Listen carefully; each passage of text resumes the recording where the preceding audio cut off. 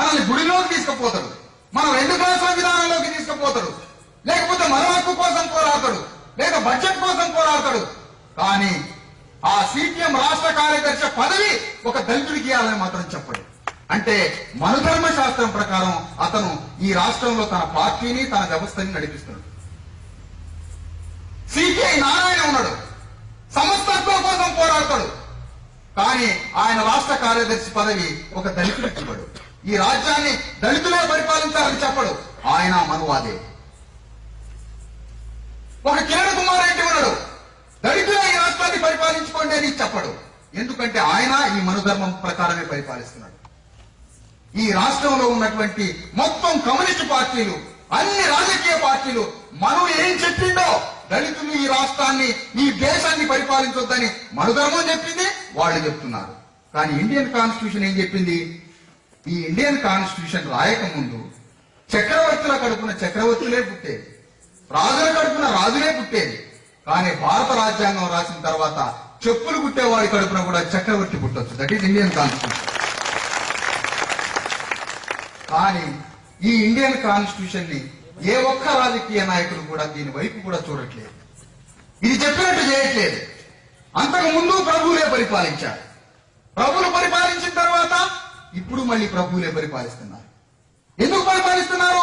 నువ్వు భారత రాజ్యాంగం దగ్గరికి రావట్లేదు కాబట్టి. రాజ్యాంగంలో నీకు సమస్త హక్కులు వస్తున్నాయి, ఆ హక్కుల కోసం ఆ రాజ్యాంగంలో ఉన్నటువంటి సమస్త ఆయుధాలు నీ దగ్గర ఉన్నాయి. కానీ నువ్వు ఏ ఒక్క ఇన్స్ట్రుమెంట్ ని వాడుకోవట్లేదు, ఏ ఒక్క ఆయుధాన్ని వాడుకోవట్లేదు.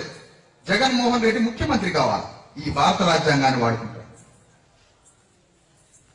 అందుకని జగన్మోహన్ రెడ్డి తోటి, కిరణ్ కుమార్ రెడ్డి తోటి, చంద్రబాబు నాయుడు తోటి సమానంగా మీరు కూడా పోయి యుద్ధం చేయండి అని భారత రాజ్యాంగం మనకొప్ప చెప్పిండు డాక్టర్ అంబేద్కర్. కానీ మనం యుద్ధం చేయట్లేదు, వాళ్ళ ముగ్గురు దగ్గర దళారులమై అడుక్కుంటున్నాం. ఒక గ్రామంలో, ఒక గ్రామాన్ని తీసుకుంటే ఆ గ్రామంలో ఆ గ్రామాన్ని, ఆ ఊరిని, ఆ ప్రాంతాన్ని, ఆ భూమిని, ఆ భూమి మీద ఉన్నటువంటి సమస్త వనరుల మీద ఆధిపత్యం కోసం ఒక రెడ్డాయన యుద్ధం చేస్తున్నాడు ఊరి కోసం. ఒక కమ్మాయిన యుద్ధం చేస్తున్నాడు ఒక సిపిఐ పార్టీ పేరు మీదనో, సిపిఎం పార్టీ మీదనో, టీడీపీ పార్టీ పేరు మీదనో, ఏదో ఒక పార్టీ పేరు మీద 4 రెట్లు కలిసి 4 పార్టీల పేరు మీద ఆ గ్రామం కోసం, ఆ గ్రామ సర్పంచ్ పదవి కోసం యుద్ధం చేస్తారు. ఆ గ్రామంలో ఉన్న అంబేద్కర్ సంఘం నాయకుడు, ఆ గ్రామంలో ఉన్న దళిత నాయకుడు, మరో కుల సంఘం నాయకుడు ఆ గ్రామ అధికారం కోసం యుద్ధం చేయడు, ఆ 4 దగ్గర అడుక్కొని తిరుగుతుంటాడు. కానీ దళిత శక్తి ఆ ఇండియన్ కాన్స్టిట్యూషన్ ని ఉపయోగించి ఆ 4 తోటి ఆ గ్రామం అనే రాజ్యం కోసం యుద్ధం చేయమని వాళ్ళ వరుసలో పెట్టడానికి ఇండియన్ కాన్స్టిట్యూషన్ ఉపయోగించుకోవాలనుకుంటుంది. ఇన్ని అవకాశాలు మనకి ఇచ్చిన డాక్టర్ అంబేద్కర్ ఏ ఆయుధాన్ని మనం వాడకుండా, ఏ ఇన్స్ట్రుమెంట్ ని వాడకుండా మనం ఒక దళారులుగా, మన వల్ల కాదన్నట్టుగా, మన వల్ల ఏమీ కాదన్నట్టుగా న్యూనతతోటి రకరకాలుగా అజ్ఞానులుగా, దళారులుగా, చెంచాలుగా మారిపోతున్నటువంటి ఈ క్రమంలో డాక్టర్ అంబేద్కర్ ఉద్యమానికి ప్రాణం పోయాలని, మనకి ఓటు కట్టాన్ని డాక్టర్ అంబేద్కర్ రౌండ్ టేబుల్ సమావేశంలో పాల్గొని లండన్ లో మాట్లాడి మనకి ఓటు కట్టాన్ని ఇస్తే, గాంధీ ఈ అలగా జనం మొత్తానికి ఓటిస్తే ఈ జనం రేపు అధికారంలోకి వస్తారని డాక్టర్ అంబేద్కర్ సాధించి పెట్టాల్సిన ఓటు కట్టడానికి అడుగడుగున ఆటం తగిలింది గాంధీ. అలగా జనానికి ఓటు రావద్దని చెప్పి, మనకు ఓటు రావద్దని గాంధీ అడ్డుపడ్డాడు. మనకు ఓటు రావాలని డాక్టర్ అంబేద్కర్ పోరాడిండు. గాంధీ మనకు ఓటు రాకుండా చేసి డాక్టర్ అంబేద్కర్ ఇండియన్ కాన్స్టిట్యూషన్ రాజ్యాంగ సభలోకి అడుగు పెట్టడానికి డాక్టర్ అంబేద్కర్ ఎన్ని పోరాటాలు చేసిండు. డాక్టర్ అంబేద్కర్ ఈ దేశాన్ని పరిపాలించి వెళ్ళిపోయే ముందు భారత రాజ్యాంగం ఒకటి ఇండియాకి రావాలి, ఈ భారత రాజ్యాంగ సభలోకి ప్రవేశించాలి డాక్టర్ అంబేద్కర్. భారత రాజ్యాంగానికి ముందే బ్రిటిష్ వాళ్ళతో మాట్లాడి మనకి ఎన్నో చట్టాలు తీసుకొచ్చిండు డాక్టర్ అంబేద్కర్. కానీ బ్రిటిష్ వాళ్ళు వెళ్ళిపోతున్నారు, భారత రాజ్యాంగ సభలోకి అడుగు పెట్టాలి డాక్టర్ అంబేద్కర్. భారత రాజ్యాంగ సభలోకి అడుగు పెట్టాలంటే ఎక్కడైనా పోటీ చేయాలి అంబేద్కర్.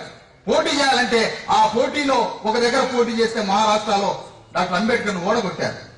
ఓడగొడితే అప్పుడు అంబేద్కర్ దుఃఖపడ్డాడు. ఎట్లా నేను ఆ భారత రాజ్యాంగ సభలోకి పోకపోతే ఈ సమస్త హక్కులు నా జాతికి ఇవ్వలేనే అని దుఃఖపడ్డాడు డాక్టర్ అంబేద్కర్. ఆ దుఃఖపడ్డప్పుడు వెస్ట్ బెంగాల్ నుంచి ఒక మాదిగతను జోగేంద్రనాథ్ మండల్ అని డాక్టర్ అంబేద్కర్ ని పశ్చిమ బెంగాల్ తీసుకుపోయి గెలిపిస్తాడు. గెలిపించినప్పుడు ఆ గెలిచిన ప్రాంతాన్ని గాంధీ, నెహ్రూ, ఈ దేశ అగ్రవర్ణాలంతా కూర్చొని డాక్టర్ అంబేద్కర్ గెలిచిన ప్రాంతాన్ని పాకిస్తాన్ లోకి నెట్టి డాక్టర్ అంబేద్కర్ పాకిస్తాన్ పోయి రాజ్యాంగం రాయమని వెళ్ళగొట్టారు.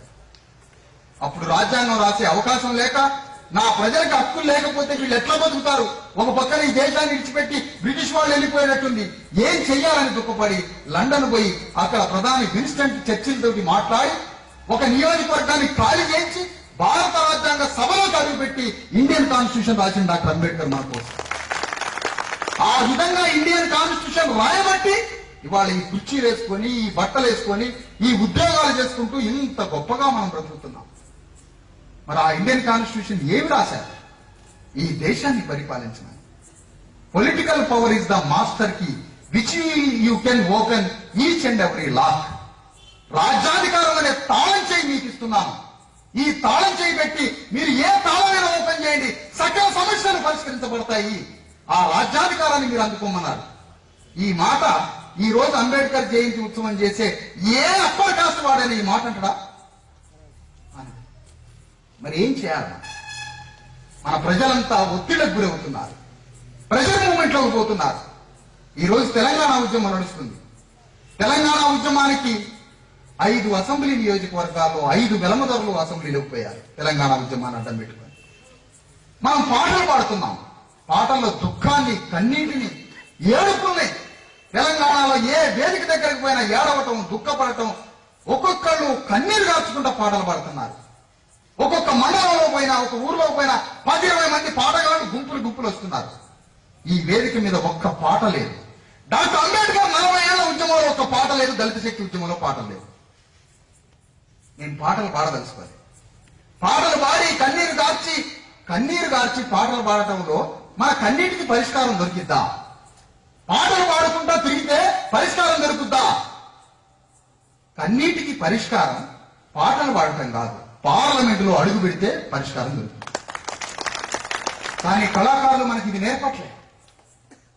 గుంపులుగా గోసలు పెట్టుకొని 24 గంటలు పాటలు పాడుకుంటూ తిరుగుతున్నారు.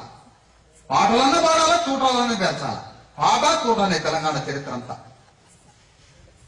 పార్లమెంటులోకి పోయేది లేదు, అసెంబ్లీలోకి పోయేది లేదు. పోనీ మరి వాళ్ళు ఏం చేస్తున్నారు? మనల్ని రెచ్చగొట్టి తయారు చేసి 5 అసెంబ్లీలలో 1000 కుటుంబాలు లేని వెలలు పార్లమెంట్లోకి, అసెంబ్లీలోకి పోతున్నారు.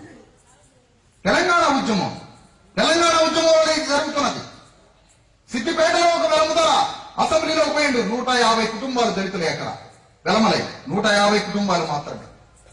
ఎస్సీ ఎస్టీ బీసీల ఓట్లు 2 లక్షలు ఉన్నాయి. అక్కడి నుంచి ఒక వెలముదల హరీష్ రావు అసెంబ్లీలోకి పోయింది. దాని పక్కనే వేములవాడ అనే ఒక నియోజకవర్గం ఉంది. వేములవాడలో కేటీఆర్ అనే వ్యక్తి అసెంబ్లీలోకి పోయిండు. అక్కడ 100 కుటుంబాలు మాత్రమే వెలమలి. దాని పక్కనే సిరిసిల్ల నియోజకవర్గం.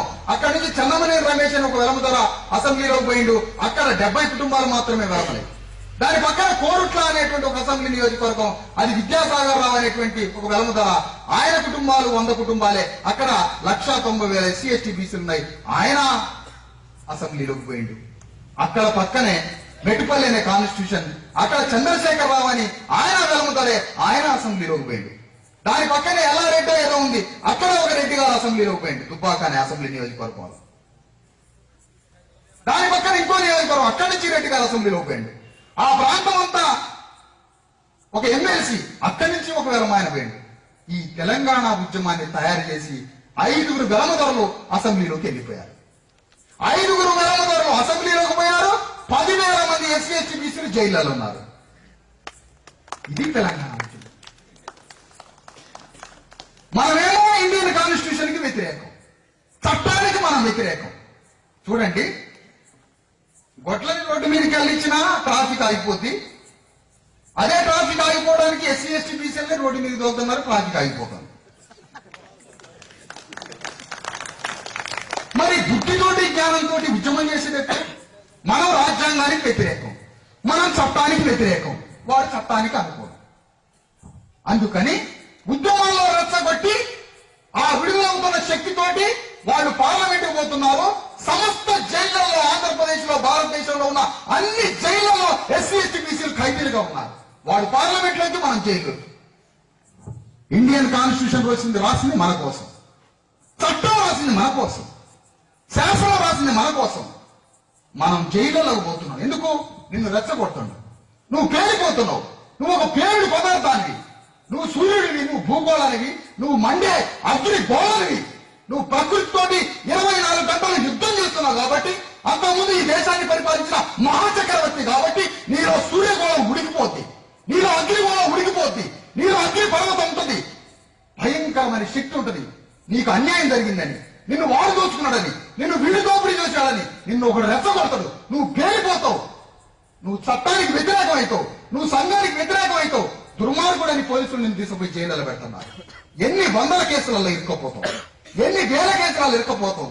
తిండి లేదు భార్య పిల్లలకి, పోలీసుడు వచ్చి జైల్లో వేస్తాడు. బెయిల్ తీసుకోవడం తెలవదు, కోర్టుకు పోవడం తెలవదు, రెచ్చగొట్టినాడు అర్థం కాదు, వాడు అడ్రస్ ఉండడు. చిన్న గుడిసెలో వండుకోవడానికి 2 బొచ్చలు లేని కొంపలో గోసి కూడా సరిగ్గా లేని వ్యక్తి ఉద్యమాలకు పోయి వాడు 6 నెలలు జైలుకి పోతే ఈ భార్య ఎట్ట బతకాల, పిల్లలు ఎట్ట బతకాల? ఏంటి అసలు ఈ ఉద్యమాలు? డాక్టర్ అంబేద్కర్ ఉద్యమానికి మనం కొనసాగింపు కాదా, కావద్దా? మనం ఆ రకంగా పోరాడద్దా? భూమి పోరాటం అని ఒకటి తీసుకుపోతాడు, తెలంగాణ ఉద్యమాన్ని ఒకటి తీసుకుపోతాడు. రకరకాల ఉద్యమాలు. ఓటు కట్టడం డాక్టర్ అంబేద్కర్ సాధించి పెట్టాడే. తెలంగాణ ఉద్యమాన్ని సృష్టిస్తున్నటువంటి చంద్రశేఖరరావు ఓటు కట్టడం డాక్టర్ అంబేద్కర్ ఇచ్చిందని ఎవరికైనా చెప్పిందా? ఎవరికైనా చెప్పాడా? ఏ ఓట్లు కొల్లగొట్టుకొని పోతున్నాడే. మనం చట్టానికి వ్యతిరేకమా? మనం ఇండియన్ కాన్స్టిట్యూషన్ కి వ్యతిరేకమా? అందుకని మనం ఈ చట్టాలతోటి, ఈ బుద్ధి జ్ఞానంతో, సంకల్ప బలంతో, జ్ఞానంతో మనం యుద్ధం చేయాలి, జ్ఞానంతో పోరాడాలి. ప్రధాని మన్మోహన్ సింగ్ తో యుద్ధం చేసే అవకాశం ఇండియన్ కాన్స్టిట్యూషన్ మనకి ఇచ్చింది. జగన్మోహన్ రెడ్డి తోటి యుద్ధం చేసే అవకాశం నాకు ఇండియన్ కాన్స్టిట్యూషన్ ఇచ్చింది. నేను జగన్మోహన్ రెడ్డితో యుద్ధం చేయడానికి రెడీగా ఉన్నా. దట్ ఈస్ డాక్టర్ అంబేద్కర్ ఇచ్చే ఘనమైన నివాళి. నేను డాక్టర్ అంబేద్కర్ వల్ల జగన్మోహన్ రెడ్డి కన్నా ఎక్కువ చదువుకున్నాను. I am Indian citizen. నేను భారతీయ పౌరుణ్ణి. 1950కి ముందు నేను ఇండియన్ సిటిజనే కాదు, నాకు ఈ దేశంలో పౌరసత్వమే లేదు. నాకు ఇండియన్ కాన్స్టిట్యూషన్ నాకు పౌరసత్వం ఇచ్చింది. అదే నా ఆస్తి. నీ 1,00,000 కోట్ల సామ్రాజ్యాన్ని ధ్వంసం చేసే శక్తి ఐఆమ్ ఇండియన్ కాన్స్టిట్యూషన్ లో ఉన్నటువంటి ఇండియన్ సిటిజన్ అని. నాకు ఈ సిటిజన్షిప్ చాలు. నేను పౌరుణ్ణి. నాకు సమస్త శక్తియుక్తులు, సమస్త ఆయుధాలు, ఈ రాజ్యంలో ఉన్నటువంటి వ్యవస్థని ధ్వంసం చేయడానికి సకల ఆయుధాలు నాకు ఇండియన్ కాన్స్టిట్యూషన్ ఇచ్చింది. కాబట్టి నేను చంద్రబాబు నాయుడు తోటి, జగన్మోహన్ రెడ్డి తోటి, ఎవరితోటైనా డాక్టర్ అంబేద్కర్ ఉద్యమం తరఫున నేను వస్తా, నువ్వు మనవాదం తరఫున నువ్వు రా. ఇది డాక్టర్ అంబేద్కర్ ఉద్యమానికి సంబంధించిన ఛాలెంజ్. ఇది డాక్టర్ అంబేద్కర్ ఉద్యమానికి సంబంధించిన కొనసాగింపు. డాక్టర్ అంబేద్కర్ ఉద్యమం అంటే ఎస్సీ హాస్టల్లో పిల్లగాళ్ళకి ఏవో నీతులు చెప్పడం కాదు. డాక్టర్ అంబేద్కర్ ఉద్యమానికి కొనసాగింపు పాలిటిక్స్ చేయడం, రాజకీయాలు చేయడం, రాజనీతి శాస్త్రాన్ని తెలుసుకోవడం, రాజ్యం మీద, శాసనం మీద, చట్టం మీద శాసనాధికారం కలిగి ఉండడం. సమస్త మాటలు మాట్లాడతాడు, అబద్ధాలు ఆడతాడు, దొంగతనం చేస్తాడు, హత్యలు చేస్తాడు, అబద్ధాలు, మాటలు, మోసాలు. 5 సంవత్సరాలు ఆడని ఆట, అబద్ధం ఏమీ లేదు.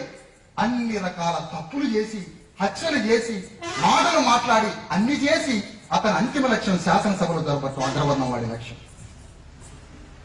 కానీ మనం ఆ ప్రయాణంలో లేవు.